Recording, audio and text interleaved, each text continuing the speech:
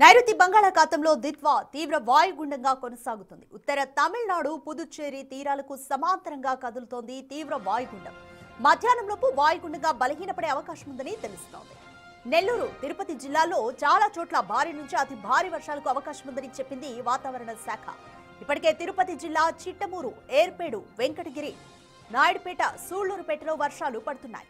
అరణియార్, కాళంగి, మల్లెమడుగు రిజర్వాయర్ల నుంచి ముందస్తుగా అధికారులు నీటిని విడుదల చేశారు. తిరుపతి, అన్నమయ్య, చిత్తూరు, కడప, నెల్లూరు జిల్లాలకు అలర్ట్ జారీ చేశారు. కోస్తాంధ్రలో అక్కడక్కడ మోస్తరు నుంచి భారీ వర్షాలు కురిసే అవకాశం ఉందని హెచ్చరించారు. దక్షిణ కోస్తా తీరం వెంబడి 40 నుంచి 60 కిలోమీటర్ల వేగంతో ఈదురుగాలులు వీస్తున్నాయి. రేపటి వరకు మత్స్యకారులు వేటకు వెళ్లరాదని హెచ్చరికలు జారీ చేశారు ఐఎండీ అధికారులు.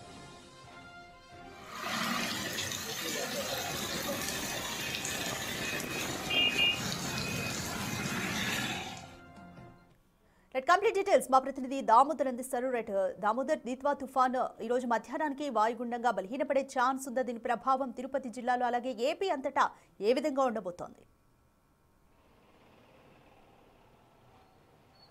రాధిక, దిత్వా తుఫాన్ ప్రభావ ఫలితంగా నిన్న రాత్రి భారీ వర్షాలు ఏదైతే సముద్ర తీర ప్రాంతానికి సంబంధించిన నెల్లూరు, అదేవిధంగా తిరుపతి జిల్లాకు సంబంధించి కొన్ని ప్రాంతాల్లో భారీ వర్షాలు కురిశాయి. 30 మిల్లీమీటర్ల వరకు వర్షపాతం నమోదైన పరిస్థితి. వెంకటగిరి, గూడూరు, సూళ్లూరుపేట, నాయుడుపేట, అదేవిధంగా సత్యవేడు నియోజకవర్గాల పరిధిలో భారీ వర్షాలు నమోదయ్యాయి. తిరుపతిలోను, తిరుమలలోనూ ఓ మోస్తరు వర్షాలు కురుస్తున్నాయి. అయితే ప్రస్తుతం తిరుపతిలో మనం వాతావరణం పూర్తిగా ఇటు చిరుజల్లులు, తుంపర్లు పడుతున్న పరిస్థితి. అయితే తిరుమలలో మాత్రం భారీగా ఉదయం నుంచి ఓ రకమైన వర్షం, మోస్తరు వర్షం కురవడంతో భక్తులు కొంత ఇబ్బంది పడుతున్న పరిస్థితి. ఉమ్మడి చిత్తూరు జిల్లా వ్యాప్తంగా ఇదే వాతావరణం నెలకొంది. గంటకు ఒకసారి ఒక 5 నిమిషాల పాటు వర్షం కురిసి ఆ తర్వాత తుంపర్లతో కూడిన వర్షాలు కురుస్తున్న పరిస్థితి. దీంతో ప్రజలు దైనందిక కార్యక్రమాలకు తీవ్రంగా ఇబ్బంది పడుతున్న పరిస్థితి.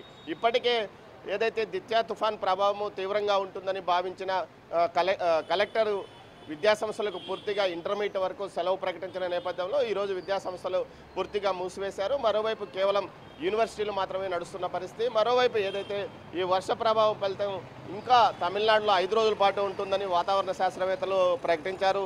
ఏదైతే తిరువల్లూరు జిల్లాలో 5వ తేదీ వరకు వర్షాలు ఉంటాయని చెప్పారు. దీంతోపాటు రానున్న 24 గంటల్లో తమిళనాడు వ్యాప్తంగా విస్తారంగా వర్షాలు కురిసే అవకాశం ఉందని కూడా తెలుస్తుంది. నాగపట్నం, క్యారెకల్, పుదుచ్చేరి, కడలూరు, ఓడరేవులకు 5వ నెంబర్ ప్రమాద హెచ్చరిక జారీ చేశారు. చెన్నై, ఎన్నూరు, పంబన్, తుత్తుకుడి, కాటేపల్లి, ఓడరేవులకు 4వ నెంబర్ ప్రమాద హెచ్చరిక జారీ చేసింది వాతావరణ శాఖ. భారీ వర్షాలకు ఏదైతే దిత్వా తుఫాన్ ఫలితంగా తమిళనాడులో కురిసిన 9 జిల్లాల్లో కురిసిన భారీ వర్షాలకు 3 మరణించారు.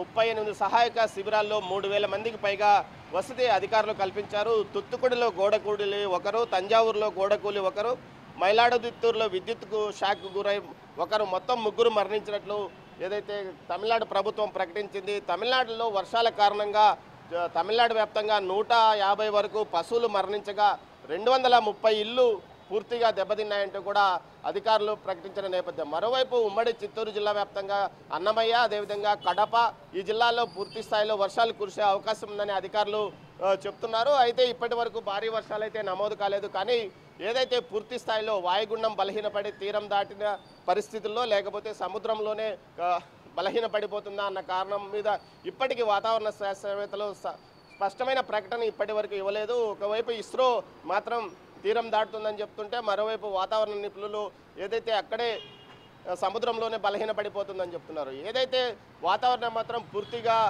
ముసురు పట్టిన రీతిలో ఉండడంతో ప్రజలు ఇబ్బంది పడుతున్న పరిస్థితి. మరోవైపు ఏదైతే ఈ మామిడి తోటల రైతులు, అదేవిధంగా మిగతా పండ్ల తోట రైతులు, ఇది ఏదైతే పుష్పించే సీజన్ కావడంతో ఏదైతే దాంతో చాలా ఇబ్బంది పడుతున్నారు. ఎండలు లేకపోవడంతో అనేక రోగాలు పంటలకు వస్తాయని, అదేవిధంగా టమోటా రైతులు కూడా తీవ్రంగా ఇబ్బంది పడుతున్నారు.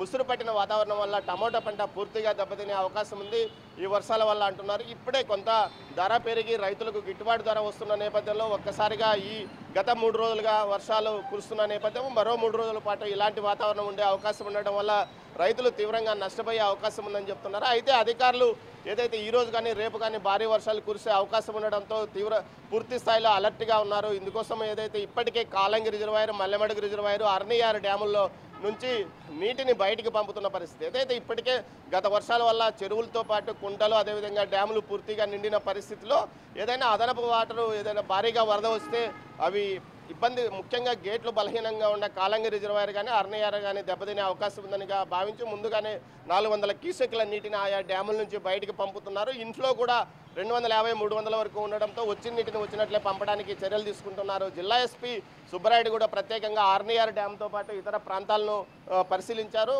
ఇతర డ్యాములను పరిశీలించి అక్కడ పటిష్టంగా భద్రత ఏర్పాట్ల గురించి అధికారులను స్థానిక పోలీసు అధికారులకు హెచ్చరికలు జారీ చేశారు. అంతేకాకుండా కాలువలో ఏదైతే కాజువేల వద్ద నీటి ప్రవాహం ఎక్కువగా ఉన్న చోట అటు ఇటు బందోబస్తు కూడా ఏర్పాట్లు చేశామని చెప్తున్నారు. దీంతో పాటు ముఖ్యంగా సముద్ర తీర ప్రాంతాల్లో వర్షాలు ఎక్కువగా కురిసే అవకాశం ఉన్నందువల్ల ఆయా ప్రాంతాల్లో ఒక కానిస్టేబుల్తో పాటు అదేవిధంగా రెవెన్యూ వారిని పూర్తి స్థాయిలో ఒక గ్రామానికి ఒక ఇద్దరిని ఉంచి వారి ద్వారా ఎప్పటికప్పుడు సమాచారం తెప్పించుకోవడానికి అధికారులు చర్యలు తీసుకుంటున్నారు. ముఖ్యంగా ఈ తుఫాను వల్ల ఎలాంటి ఇబ్బందులు ఎదుర్కోకుండా చెరువు కట్టలు బలహీనంగా ఉన్న చోట కూడా పోలీసులను అదేవిధంగా ఇరిగేషన్ వారిని ఒకరిని ఉంచి ఎప్పటికప్పుడు అలర్ట్ చేస్తున్నామని ఎస్పీ ప్రకటించాడు. మొత్తం మీద అయితే యంత్రాంగం సిద్ధంగా ఉంది ఈ తుఫాను పరిస్థితిని ఎదుర్కోవడానికి. కానీ తుఫాను ప్రభావం మాత్రం అంతంత మాత్రంగా ఉందని కనిపిస్తుంది. రాధిక. Thank you Damodar.